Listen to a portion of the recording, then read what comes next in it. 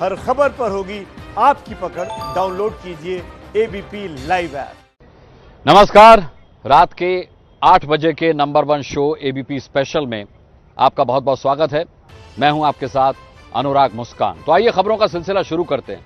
Corona के खिलाफ लड़ाई के लिए केंद्र ने कमर कस ली है और गृह मंत्री अमित शाह अब एक्शन में नजर आ रहे हैं।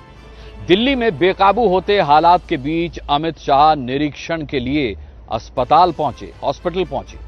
देखिए कोरोना के खिलाफ शाह कमान।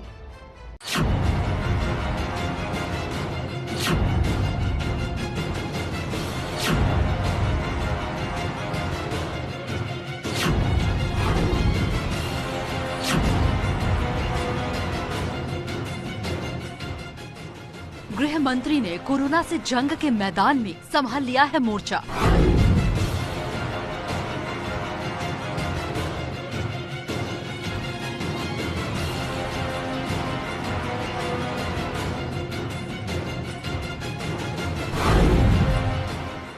कोरोना को दिल्ली से भगाने के लिए अमित शाह ने थाम ली है कमान।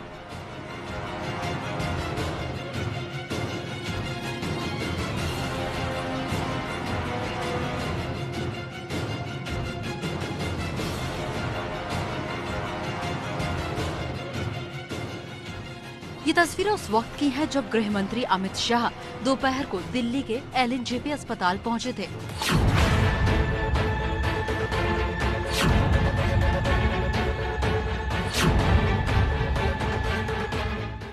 अस्पताल में पहुंचते ही गृह मंत्री एक्शन मोड में दिखे।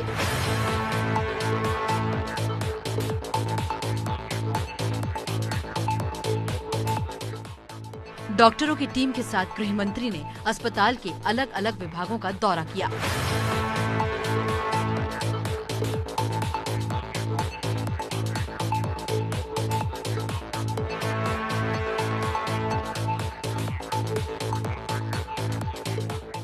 लगा ऐसा जैसे देश के गृह मंत्री ने कोरोना से लड़ने के लिए खुद से मोर्चा संभाल लिया है। अस्पताल में मुआयना करने के दौरान सबसे पहले अमित शाह खड़े होकर डॉक्टर और नर्सों की टीम से बात करते दिखे।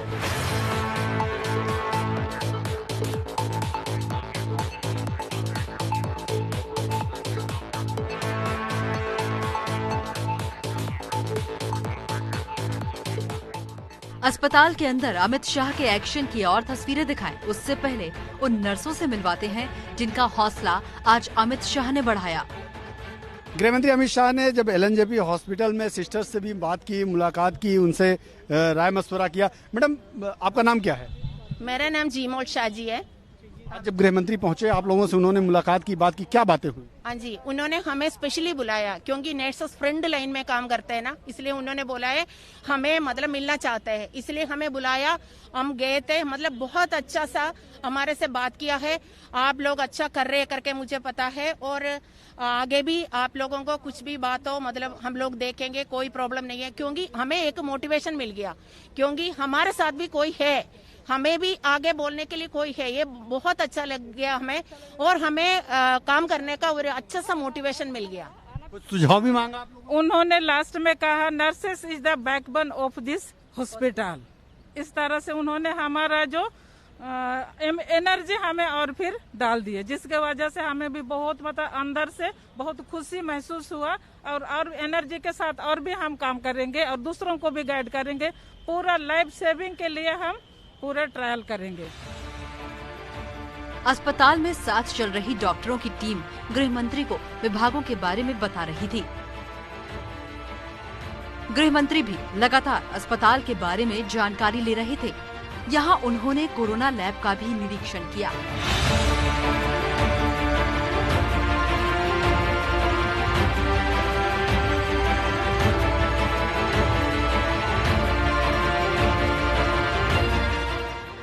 अस्पताल के अलग अलग वार्ड में घूमने के बाद गृह मंत्री ने सीनियर डॉक्टरों की टीम के साथ मीटिंग की।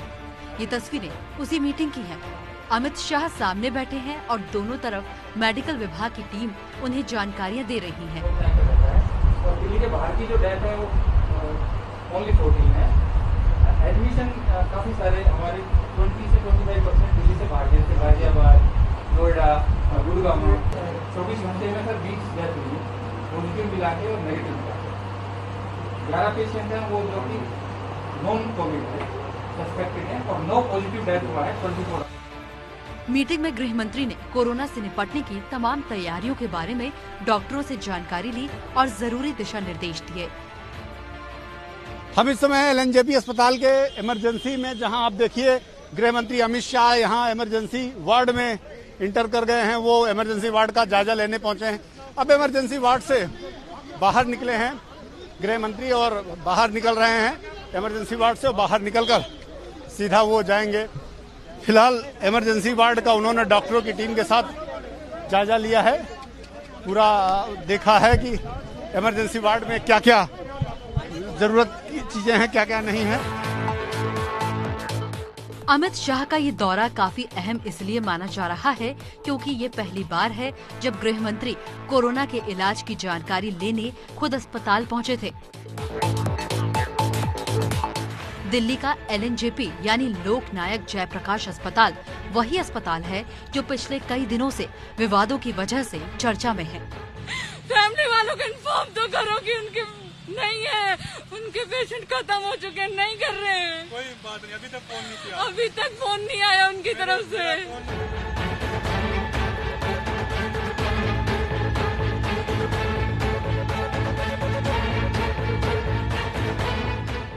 लेकिन आज देश के गृह मंत्री खुद न सिर्फ घर और दफ्तर से बाहर निकले बल्कि अस्पताल जाकर सब कुछ खुद से देखने का काम किया।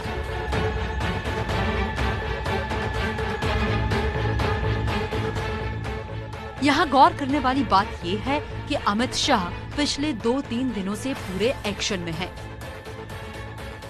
गृह मंत्री की हैसियत से वो लगातार दिल्ली की स्थिति पर नजर बनाए हुए हैं और कोरोना के खिलाफ मजबूती से लड़ रहे हैं।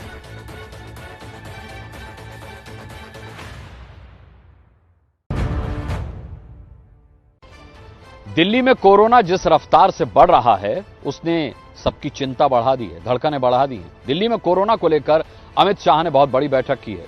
वहीं पीएम मोदी भी कल और परसों देश के मुख्यमंत्रियों से बात करेंगे। जी हां, लोग जो हैं वो लॉकडाउन बढ़ाने की अटकलें लगाने लगे हैं, लेकिन सरकार का एक्शन प्लान क्या है ये आपको बताते हैं।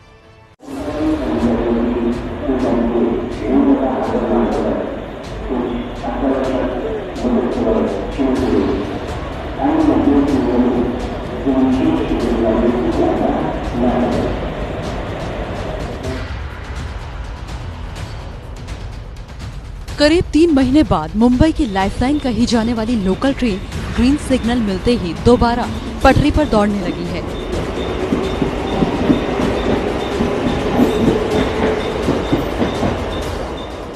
राज्य के सरकारी कर्मचारियों और प्राइवेट क्षेत्र मेडिकल से जुड़े कर्मचारियों के लिए रेलवे ने बड़ा कदम उठाते हुए लोकल ट्रेन चलाने का फैसला लिया है।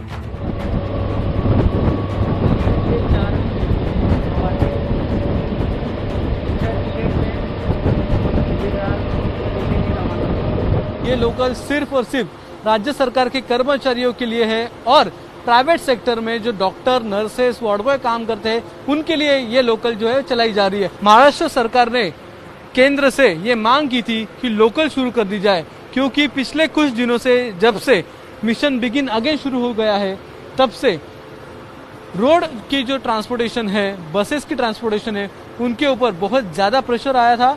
लोग ज्यादा थे, भीड़ ज्यादा हो रही थी, इसीलिए महाराष्ट्र सरकार ने ये मांग की थी। पूरे महाराष्ट्र में कोरोना मरीजों की संख्या 1,08,000 के करीब है, जिसमें अकेले मुंबई में 58,000 से ज्यादा पॉजिटिव मामले सामने आ चुके हैं। ऐसे में जरूरी सेवा से जुड़े लोगों को राहत पहुंचाने के लिए मुंबई में लोकल तो रास्ते पर लौट चुकी है, लेकिन दिल्ली में कुछ भी पटरी पर आता दिख नहीं रहा है।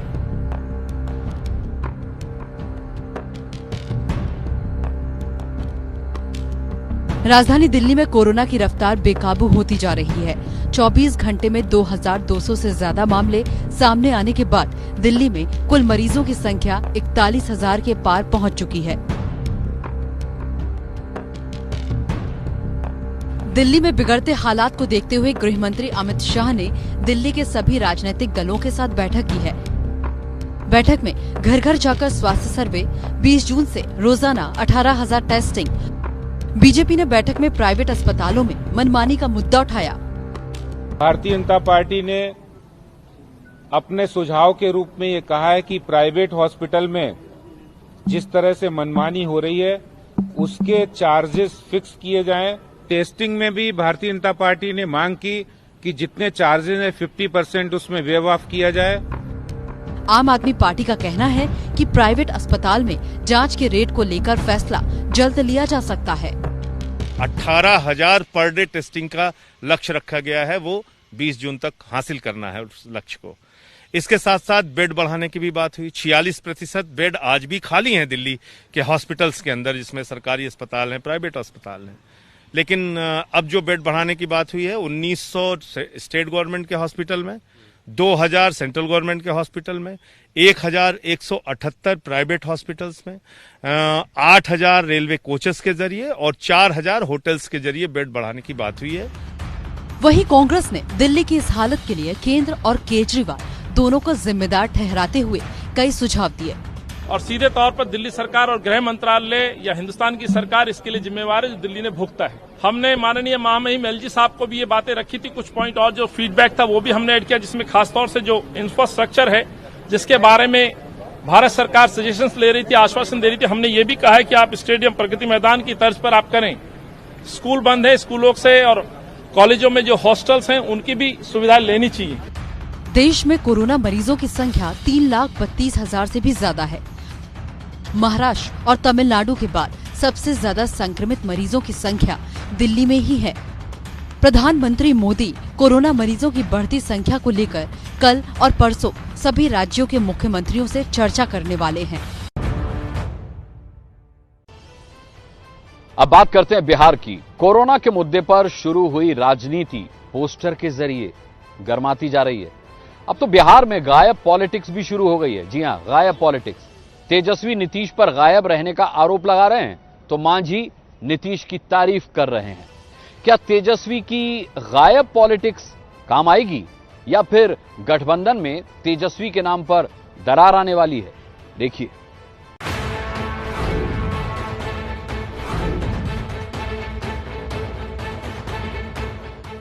इस पोस्टर के जरिए लालू यादव की पार्टी राष्ट्रीय जनता दल ने नीतीश कुमार पर गायब होने का आरोप लगाते हुए पूछा है कि कहां छिपे हैं बिहार के मुख्यमंत्री।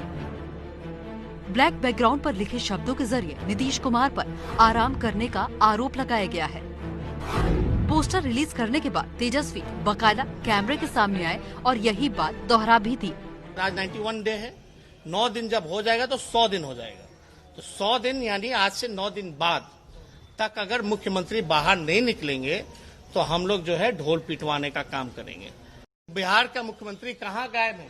तेजस्वी यादव के इस आरोप के बाद बारी थी जेडीयू के जवाब देने की, तो सामने आए जल संसाधन मंत्री संजय झा। ये आरोप क्यों? उनसे आप क्या अपेक्षा कर सकते हैं? वो तो खुद भागे हुए रहते हैं। उनको क्या पता है बिहार में क्या हो रहा है, कैसे काम हुआ। वो तो 70 दिन भागे थे, 60 दिन यहाँ से। जब पीक था, आज जनता बुरी तरह यहाँ घिरी हुई थी, इतने लोग आ रहे थे, तो वो यहाँ थे क्या? संजय झा जो कह रहे हैं उसमें 1% भी गलत नहीं है, लेकिन तेजस्वी जो कह रहे हैं उसकी सच्चाई इस वीडियो से समझने की कोशिश कीजिए।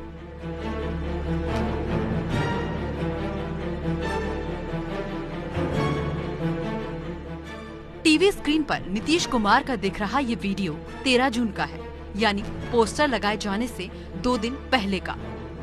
उस दिन नीतीश ने मंत्रियों के साथ बाढ़ की तैयारियों की समीक्षा की थी। इसके अलावा नीतीश कुमार ने पिछले हफ्ते रोज वीडियो कॉन्फ्रेंसिंग के जरिए पार्टी के नेताओं से चर्चा की। इससे पहले वो इसी तकनीक के जरिए राज्य के क्वारंटीन सेंटरों का जायजा भी लेते रहे हैं। ऐसे में तेजस्वी यादव का ये आरोप कि नीतीश कुमार आराम कर रहे हैं और गायब हैं, कहीं से भी सही नहीं है। हाँ, इतना जरूर है कि नीतीश कुमार इस पूरे कोरोना काल में मुख्यमंत्री निवास से बाहर नहीं निकले हैं। इसकी वजह सोशल डिस्टेंसिंग वाली सोच हो सकती है। जहाँ तक नीतीश के काम का सवाल है, तो तेजस्वी के सहयोगी और हम पार्टी के अध्यक्ष जीतन राम मांझी भी इस वक्त नीतीश के कायल हैं। नीतीश कुमार जहाँ कहीं भी हो वो काम कर रहे हैं, और काम दिख भी रहा है। भले पदाधिकारी लोग उनको धोखा दे रहे हैं और इसका कारण यही है कि नीतीश जी को महान गलती कर रहे हैं कि जनप्रतिनिधियों का इन्वॉल्वमेंट काम में नहीं लगा है, जिसके चलते बहुत घोटाला हुआ है और ये बदनामी उनके माथे पर जा रही है। वरना उनका सोच, उनका मार्गदर्शन, उनका निर्देश देने का जो तरीका है वो काबिल तारीफ है। एबीपी न्यूज के बिहार ब्यूरो चीफ प्रकाश कुमार से बात करते हुए जीतन राम मांझी ने तेजस्वी यादव और उनकी पार्टी को अल्टीमेटम भी दे दिया है।